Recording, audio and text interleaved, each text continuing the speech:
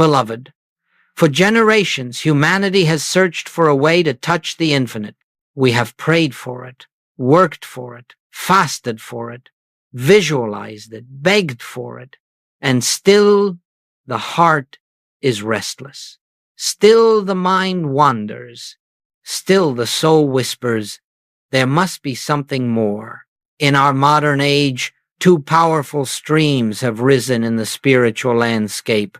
One is old, familiar, wrapped in ancient rituals and doctrines. The other is new, radiant, filled with bright slogans about energy, vibration, and manifestation. And yet, if you look deeply, you will find that both streams, though sincere, often leave the seeker standing in the same place, longing, searching, reaching outward for what already lives within. So today, we must come together in stillness to examine this question. What is the reality behind Christ consciousness? Not as the world defines it, not as religion frames it, not as modern spirituality markets it, but as the infinite revealed it to those who are ready to hear. You see, my friends, the spiritual world today is filled with noise. Everyone speaks of awakening. Everyone speaks of power. Everyone speaks of secrets, techniques, frequencies, codes. But very few speak of the one truth that dissolves all seeking, the truth that Christ consciousness is not something to attain.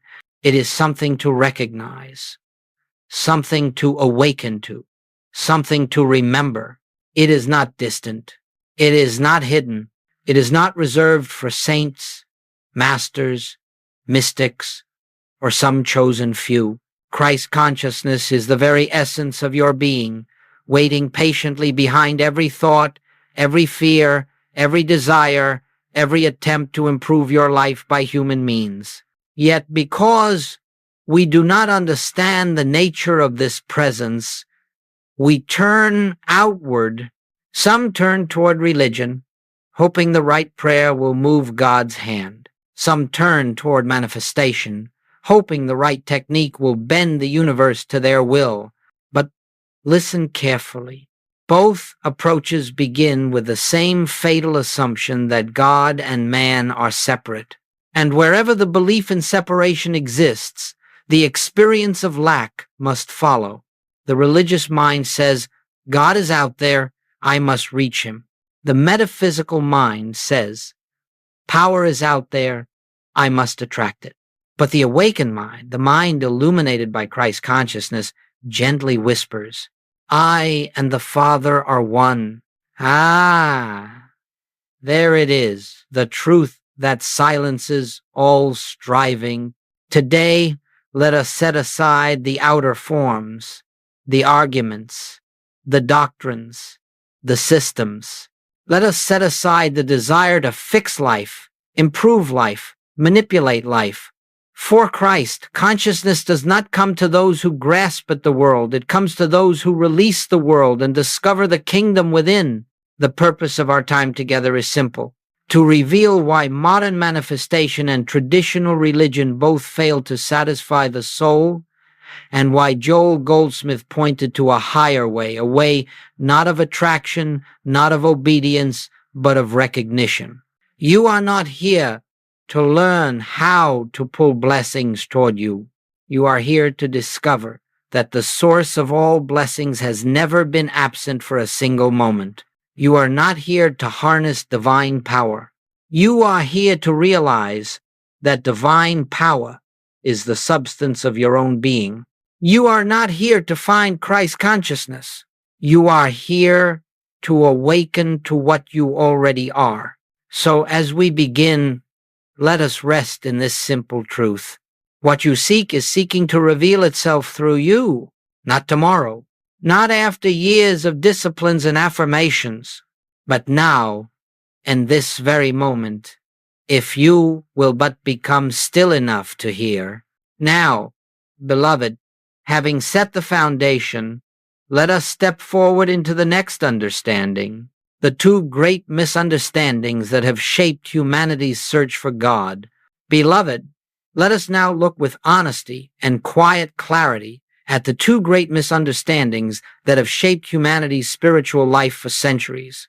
These misunderstandings are not born of malice, nor of ignorance, but of the innocent belief that God is separate from us. From this one assumption, the entire fabric of confusion is woven. The first misunderstanding is this: that spirit is a tool, something you use to acquire what you desire. This is the foundation of modern metaphysics and the countless manifestation systems that flood our world today. They speak of the universe as a mechanism, of consciousness as a lever, of prayer as a technology. And so the seeker begins to treat the infinite as a cosmic vending machine. Give me the right affirmation, and I will get the right result. That give me the correct vibration, and the universe must deliver my request. Give me the secret technique, and I will finally have what I lack. But listen gently. Any attempt to use God instantly reveals the belief that God is missing, distant, unavailable. And the moment you believe God is absent, lack must appear in your experience. Spirit cannot be used. Spirit cannot be manipulated. Spirit cannot be summoned. Not because spirit is withholding, but because spirit is already all there is, fully present, fully complete, fully expressing itself as your very being. One does not summon what is already here. One does not attract what is already one with oneself. One only recognizes. The second misunderstanding is its mirror opposite. If the first treats God as a tool, the second treats God as a reward. Here lies the structure of traditional religion. The seeker is told, live correctly, and God may bless you. Obey the commandments, and God might protect you. Be worthy, and God will give you what you need. And so God becomes a distant ruler, a cosmic judge, a being who must be convinced, pleased, appeased. The spiritual life becomes a long performance, an attempt to earn divine favor. Yet even the devout, even the sincere, feel the weight of this burden, for no matter how much they pray or serve or sacrifice, the sense of separation remains. God stays out there, and the heart stays here, longing for union it cannot reach. But hear this truth with the ears of the Spirit.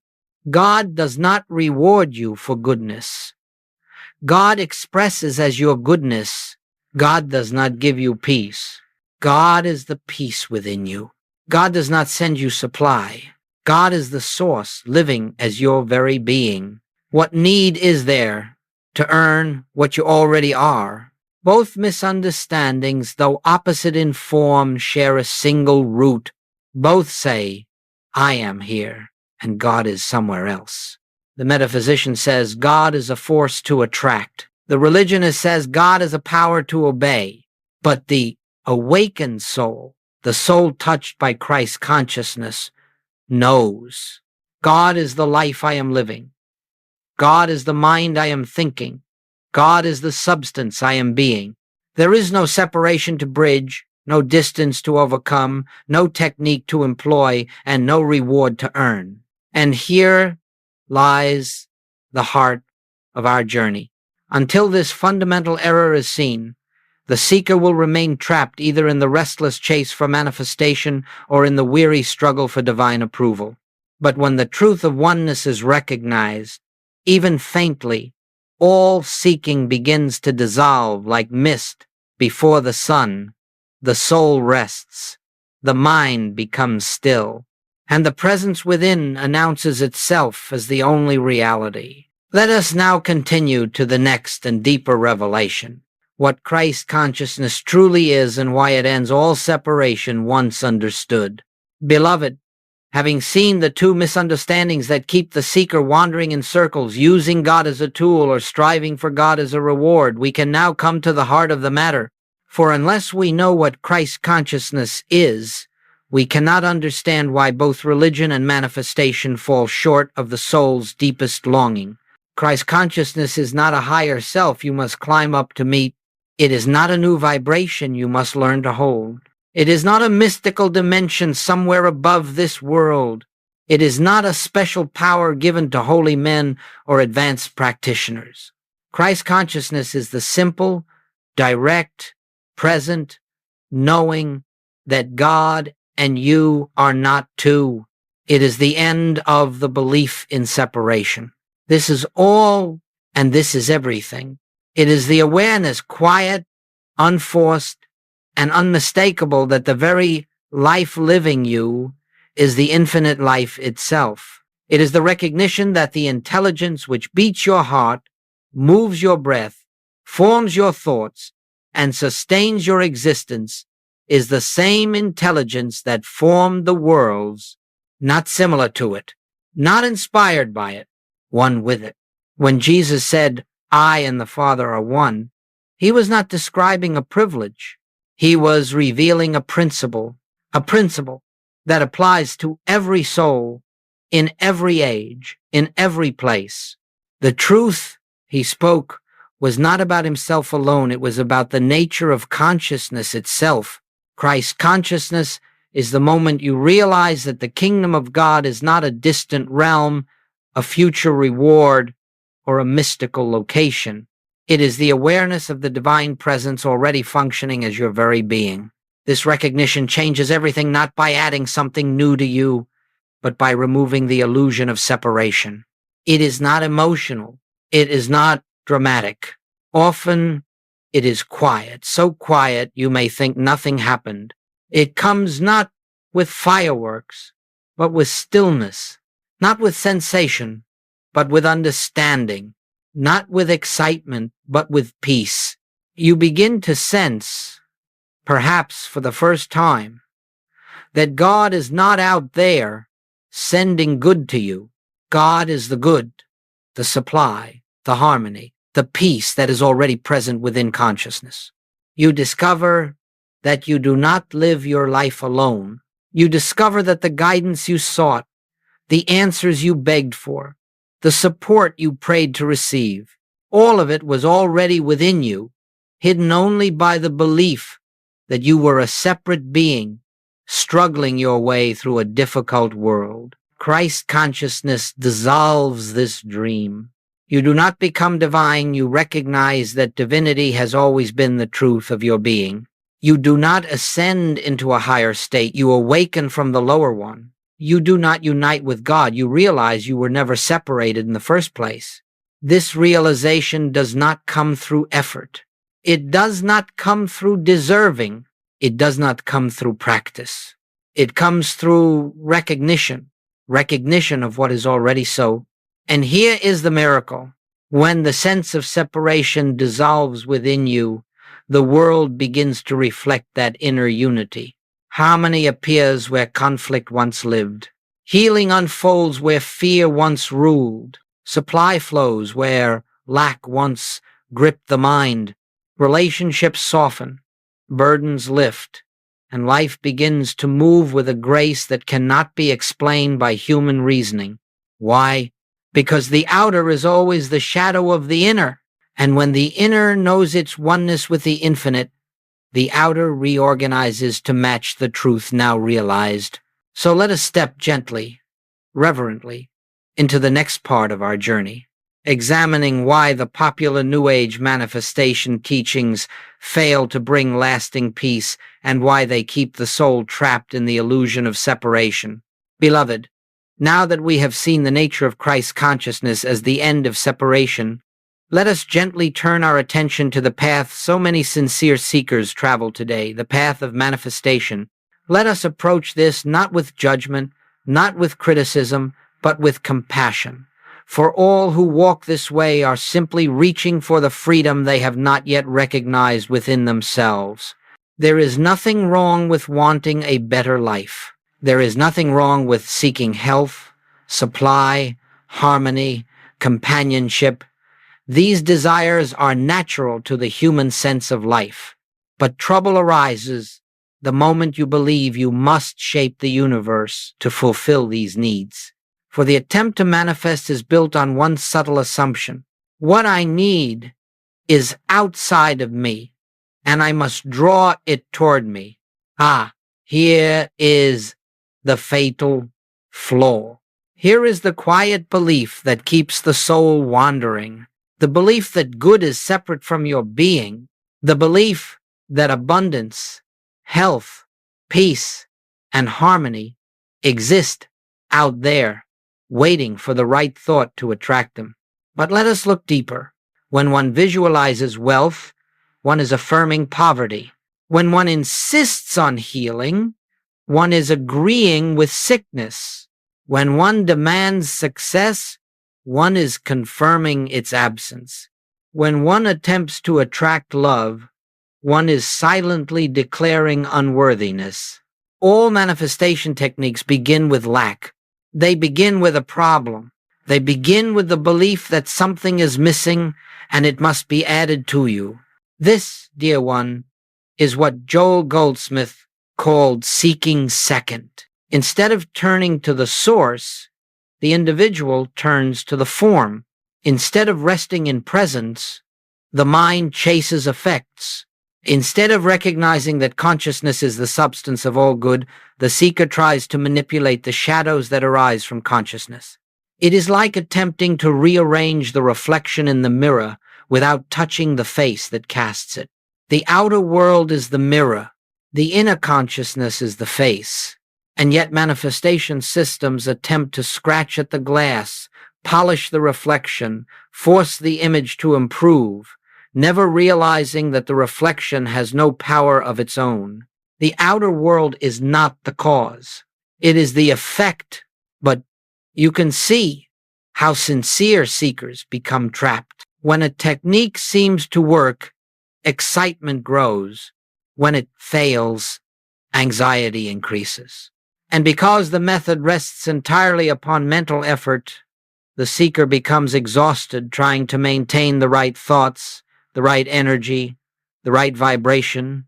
Manifestation is labor. Recognition is rest. Manifestation attempts to control the world. Recognition reveals the world to be the expression of consciousness. Manifestation tries to fix life. Recognition sees that life is already whole. Manifestation says, I will change my thoughts to improve my experience. Recognition says, my experience is the shadow of the truth I acknowledge. Do you see the difference? One approach depends on human will. The other rests in divine realization.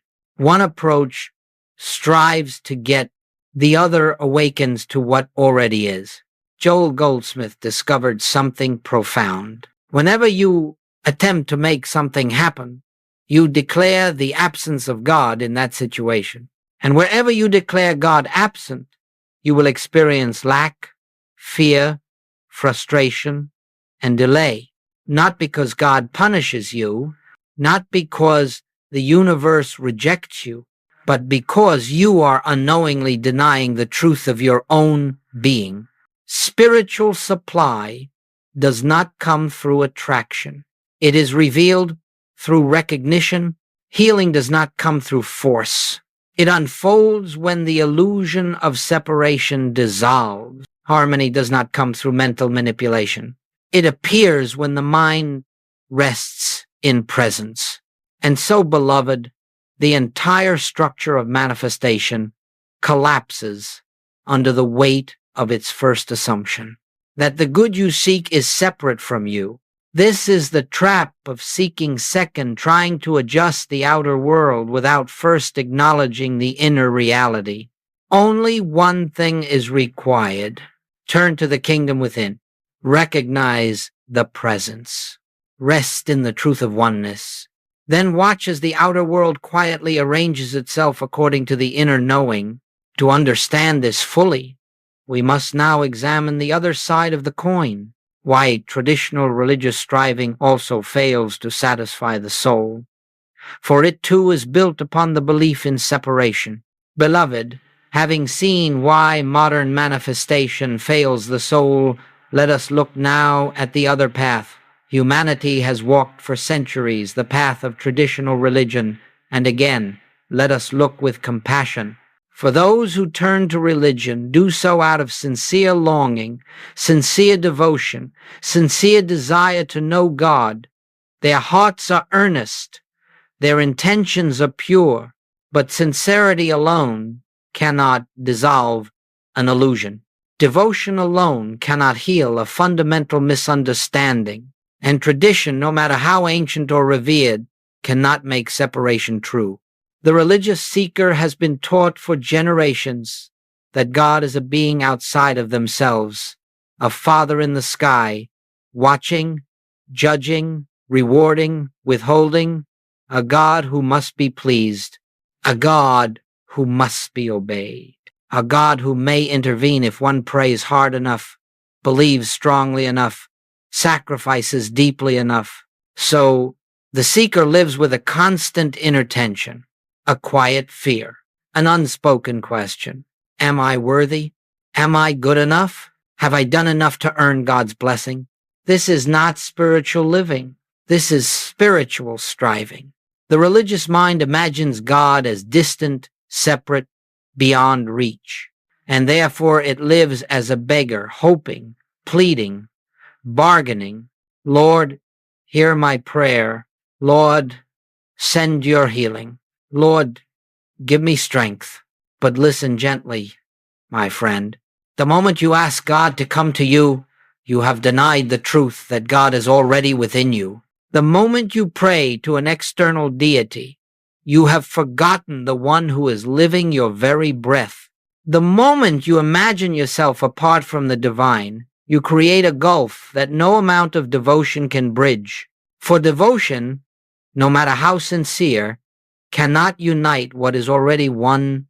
It can only delay the recognition. Traditional religion places the seeker under a burden, the burden of spiritual performance, the burden of trying to earn what already belongs to them, the burden of praying to a God who has never been absent. It is a heavy load. It wears down the mind. It exhausts the heart. And yet, even the most faithful often find that their prayers echo back in silence, not because God is withholding, but because the prayer begins with the false belief that God is somewhere else. Joel Goldsmith discovered the liberating truth. God is not a reward for obedience. God is the substance of your being. You cannot earn what you already are. You cannot persuade the presence. You cannot convince the infinite. You can only awaken to it. The kingdom of God is not reached through striving. It is revealed through stillness, through recognition, through the gentle inner knowing that I and the Father are one. Until this truth dawns, the sincere religious seeker remains outside the gates of a kingdom that is not locked, merely unseen. And so both paths, the modern metaphysical path and the ancient religious path, share one root error: the belief that God and man are separate. One tries to use God, the other tries to please God. But both affirm distance, both affirm absence, both affirm a separation that exists only in the human mind, and thus neither can bring the peace, the healing, the supply, the guidance that the soul seeks. For these do not come through reaching outward, they flow naturally when one turns inward and recognizes the presence already living as themselves. Now that we have seen the limitations of both extremes, we may step into the true heart of this teaching. The radical middle way Joel Goldsmith revealed, the way of recognition, not manipulation, the way of oneness realized, not oneness attained. Beloved, having seen why both the path of manifestation and the path of religious striving fail the seeker, let us now turn toward the true spiritual way, the way Joel Goldsmith lived, taught, demonstrated, and proved. It is not the way of effort. It is not the way of techniques. It is not the way of belief. It is the way of recognition. Recognition is the turning point. It is the moment the heart stops reaching outward and begins to awaken inward. It is the moment the mind stops grasping and begins resting. It is the moment the soul hears a quiet truth and knows, perhaps for the first time, the entire spiritual journey has been an illusion because I have never been separate from God.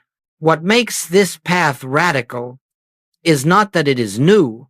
It is radical because it removes every structure the ego depends upon. The structure of control, the structure of effort, the structure of achieving, the structure of deserving. All of that dissolves in the light of recognition. For recognition does not say, God will bless me if I do this or believe that. Recognition does not say, I will manifest my good when I learn the right formula. Recognition says simply, God already is. And because God is, all that concerns my life is already fulfilled within the one. This is not a philosophy. This is a state of consciousness. This is the inner doorway to Christ, awareness. Joel never taught people how to manipulate the world. He taught them how to see that the world has no power in and of itself. He never taught people how to attract things. He taught them how to recognize that all supply flows from the infinite that is already within. He never taught people how to get healing. He taught them how to see that wholeness is the nature of spiritual being. This is why he said, you cannot use God, for God is not an object. God is the subject. The very subject of all life, all activity, all expression. And this is why he also said, you cannot bring God to a situation, for God is not outside of anything. God is the reality of everything. Yes, beloved, this is a radical idea. It strips away the comfort of human control and replaces it with something far more powerful, divine assurance. In the way of recognition, you do not declare truth to make it true. You declare truth because it is true. You do not affirm good to make good appear. You acknowledge good because good is the nature of God, and God is the nature of you. You do not visualize perfection to attract it. You rest in perfection because it is the eternal condition of your being. Recognition is a seeing. Recognition is an unveiling. Recognition is an inner opening through which the presence announces itself, sometimes softly, sometimes suddenly, but always unmistakably. And what does this recognition reveal? It reveals that the very consciousness with which you listen to these words is the same consciousness that formed the stars. It reveals that the peace you long for is not something you must earn. It is the foundation of your existence. It reveals that the supply you seek is not dependent on effort or fortune. It flows from the infinite invisible. It reveals that the healing you pray for is not something to be achieved. It is the truth already established in spirit. It reveals that the harmony you desire with others is not a negotiation between personalities. It is the natural expression of oneness realized. In the way of recognition, you stop trying to change the world. You stop trying to fix the world. You stop trying to arrange the world. Instead, you turn within, you become still, and you see that all change flows from the inner to the outer. All healing flows from the invisible to the visible. All supply flows from the infinite to the manifest. And then something beautiful occurs. Life begins to move effortlessly, not because you control it, but because you no longer interfere with the grace that has always been guiding it. This is Joel Goldsmith's radical middle way.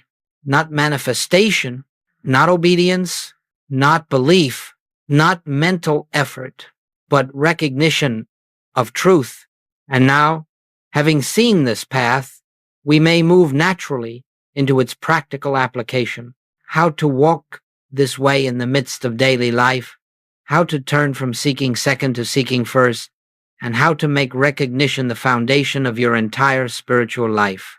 Beloved, now that the foundation has been laid, now that we understand the illusion of separation, the futility of outward seeking, and the quiet majesty of recognition, we may gently turn toward the practical application of this truth.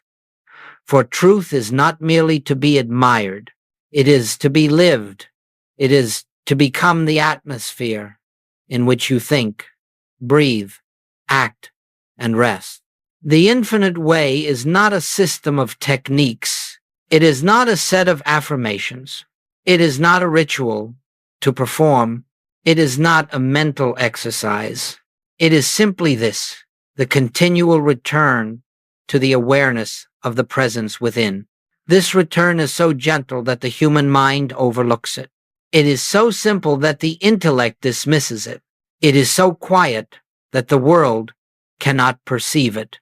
And yet, it is the very power that dissolves fear, heals the body, restores harmony, and reveals supply. Let us walk through this living recognition step by step, not as a formula, but as a movement of consciousness. 1. Be still. Let the world rest outside the door of awareness. Before anything else, the soul must learn the sacred art of stillness. Stillness does not mean the absence of thought. It means the absence of striving. It means the willingness to lay down the burden of trying to fix your life, understand your life, or direct your life.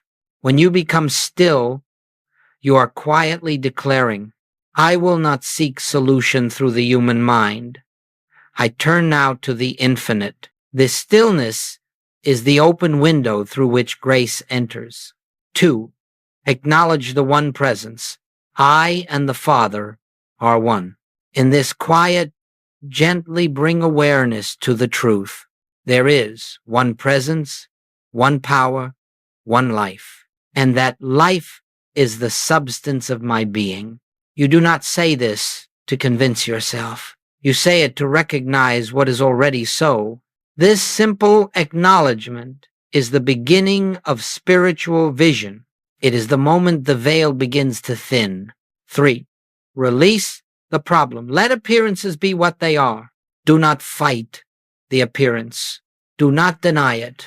Do not treat it as something to be corrected. Whether it is a financial concern, a health challenge, a relationship conflict, or an inner fear, let it be. For the moment you attempt to fix it, you declare it real. And the moment you declare it real, you bind yourself to it. Instead, rest in the quiet recognition. This problem has no power of its own. Only God is power. You shift your attention from shadow to light. 4. Rest in the presence. Let divine intelligence do the work. Here lies the heart of the practice. You do not speak to God. You listen for God. You do not request. You become receptive.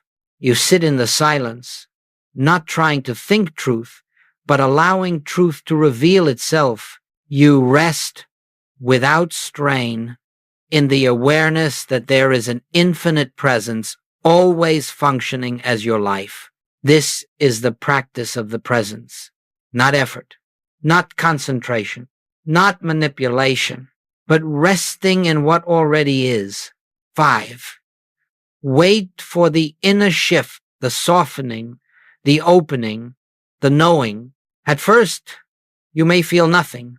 This is normal. For years, the mind has been conditioned to solve problems by force, to seek outward, to fear. But if you persist, gently, repeatedly, faithfully, something will happen, perhaps subtle at first, perhaps unmistakable later. A softening, a peace that has no cause, a quiet joy, a sense of assurance that does not depend on circumstances. This inner shift is the evidence of recognition. It is the activity of the Christ within your consciousness. It is the presence announcing itself. 6. Let action flow from stillness, not from fear. When the stillness has touched you, when that inner peace has dawned even faintly, you may return to the world of activity, not as one seeking solutions, but as one guided. Often you will know exactly what to do. Sometimes you will do nothing. Sometimes the situation resolves itself without any action from you. Grace works without your interference. Grace is the divine activity already present in consciousness. You are not creating harmony. You are witnessing it. 7. Return often. Make recognition your spiritual home. This is not a one-time event. This is a way of being. You return throughout the day, in moments of quiet, in pauses between tasks, in the midst of challenges, before decisions, after victories, during sorrows. You return again and again to the presence. And with each return, the illusion of separation dissolves a little more. With each return, the false self fades. With each return, the Christ within becomes your identity, your refuge, your guiding light. Beloved, this is the practical method. Not to manifest, not to force, not to manipulate, but to recognize truth. It is simple, it is gentle, it is immediate, and it brings a transformation no technique can produce. Now that we have seen how to practice recognition, we may proceed naturally into the fruit of this practice. What happens when you stop using God and begin living from God, when grace becomes the governing principle of your life? Beloved, once the practice of recognition becomes the atmosphere of your being, once you cease reaching for God and begin resting in God, you will witness a transformation so natural, so quiet, so unforced, that you may not at first realize its magnitude. For grace does not enter with noise. It does not enter with drama. Grace appears the way dawn appears, not through effort, but through inevitability. Let us look gently at the fruits of this shift, not as promises, not as rewards, not as goals, but as the natural outworking of the divine presence realized. 1. Peace becomes your foundation, not your desire. In the life of the seeker, peace is something chaste. It is often conditional, dependent on health, on money, on relationships, on circumstances behaving as the mind prefers. But when you stop using God and begin living from God, something profound happens. Peace becomes the atmosphere you live in. This peace is not the absence of difficulty. It is the presence that dissolves the weight of difficulty. It is a stillness untouched by outer events. It is the quiet realization that nothing real can be threatened because God is the essence of your being. Peace does not come. Peace is revealed. 2. Harmony appears where struggle once stood. When the mind is filled with fear and striving, even simple tasks feel heavy. When the mind rests in presence, harmony unfolds of its own accord. You will notice relationships softening, not because others have changed, but because you are no longer meeting them with the ego's weapons of fear, judgment, or expectation. You will notice cooperation appearing effortlessly. You will notice the right people entering your life at the right time. You will notice that problems which once seemed immovable dissolve with surprising ease.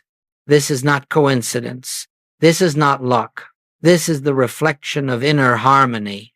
3. Supply flows without anxiety or strain. When you live as a separate self, supply feels fragile. You depend on the world to give you what you need. You fear that what you have can be taken away. You try to control the channels. But when you recognize God as the substance of your being, supply reveals itself as an infinite, ever-present, ever-unfolding expression of the One. You stop depending on persons or circumstances. You no longer pursue opportunities, they come. You no longer cling to channels, they open. You no longer fear loss, for you know that what God is cannot diminish. Joel Goldsmith often said, supply is not something God sends. Supply is the activity of God revealing itself. And when you know this truth, the panic surrounding money is released and the flow becomes natural, unforced, assured. 4. Healing occurs as the recognition of wholeness. In the old way, one seeks to remove illness. In the new way, one recognizes the impossibility of a sick spirit. Healing becomes the byproduct of realization, not the goal of prayer. The moment you stop fighting the body and begin recognizing the perfection of the one life living as you, the tension that sustains the condition dissolves. The fear that feeds the condition weakens. The belief in two powers, good and evil, fades, and healing unfolds naturally, gently, securely, not always dramatically, not always instantly, but always truly. 5. Guidance becomes inner knowing, not outer seeking. When you cease using God as a consultant and begin letting God live your life, guidance shifts from mental decision-making to inner recognition. You feel a nudge, a knowing, a quiet impulse. You sense when to act and when to be still. You sense when to speak and when to remain silent. You sense when to move forward and when to wait. This inner knowing is not the mind's logic. It is the activity of the Christ within, the infinite intelligence expressing itself without noise. As Joel said, God is living its life as you. Listen, and you will discover the way prepared before you. 6. Life becomes a flow, not a fight. The greatest shift in spiritual realization is this: life ceases to feel like something you must manage. Instead of swimming against the current, you find yourself carried by the river of divine activity. You act, but without strain. You plan, but without fear. You work, but without anxiety. You move, but without inner resistance. The ego's grip relaxes. The nervous system softens. The heart rests. And you discover that the presence you sought to use has always been the presence that carries you. This is the fruit of recognition. This is the life lived from God, not toward God, not trying to reach God, but resting in God as the foundation of being. Beloved, once this shift begins, once you stop calling on God and begin recognizing God, every corner of your life becomes illuminated with grace. And now, having seen the results of this transformation, we may move toward the natural conclusion of our journey. The closing realization that living from God is the essence of Christ consciousness itself. Beloved, as we bring this journey to a close, let us return to the very place where all true journeys begin, not in the world, not in the mind, not in the seeking, but in the quiet chamber of the heart where the infinite resides. For everything we have spoken, everything we have contemplated, everything that has stirred within you in these past moments has been pointing to one truth. You have never been separate from God, not for a second, not by a thought, not by a mistake, not by a fear, not by a lifetime. The presence you have sought is the presence that has been living you. And so, as this message comes to its conclusion, your spiritual journey does not conclude, it begins. right here, in this breath, in this moment, in this awareness.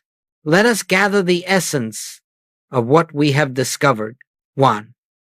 Seeking first is not a command, it is a recognition. It is the simple turning of attention from the outer illusion to the inner reality. It is the willingness to let God be God in your consciousness. You do not seek first to become spiritual. You seek first because you are spiritual. You are awakening to your own nature. 2. The presence within is the only source, power, and life. You need not convince it. You need not petition it. You need not move it. You have only to recognize it. And in that recognition, everything unfolds as it must. 3. Life unfolds gracefully when you stop interfering, when the personal will relaxes, when the anxious mind softens, when the grasping ceases. The activity of the Christ becomes visible, not because you have achieved something, but because you have ceased obscuring what has always been true. 4. The spiritual path is not about improvement, it is about revelation. You are not perfecting a human being. You are unveiling the infinite being that has been hidden beneath fear, conditioning, and belief. The kingdom is not reached. It is revealed. 5. The practice is beautifully simple. Be still. Acknowledge the presence. Release appearances. Rest in the silence. Let action arise from inner knowing. This silence, this recognition, this awareness is the doorway to the kingdom. As Joel often said, we are not seeking to bring God into our experience. We are seeking to recognize that God is the essence of our experience. 6. You walk forward, not toward God, but from God. Every step you take after this moment is taken as one who knows. I live, yet not I. The presence lives itself as me. This is the beginning of effortless living. This is the foundation of spiritual realization. This is the heart of the Christ consciousness. Beloved, as we part from these spoken words, let us not part from the awareness awakened within them.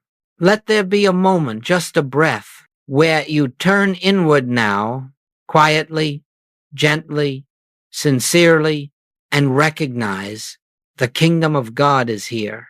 The presence is here. The I, the life, the love, the one is here in you as you now carry this awareness with you. Return to it often. Let it become your resting place, your refuge, your identity. And as you do, everything that once felt separate will dissolve into oneness. Everything that once felt heavy will lift. Everything that once felt uncertain will become clear. This is the gift. This is the truth. This is the way. Blessings. Beloved, rest now in the presence that has never left you.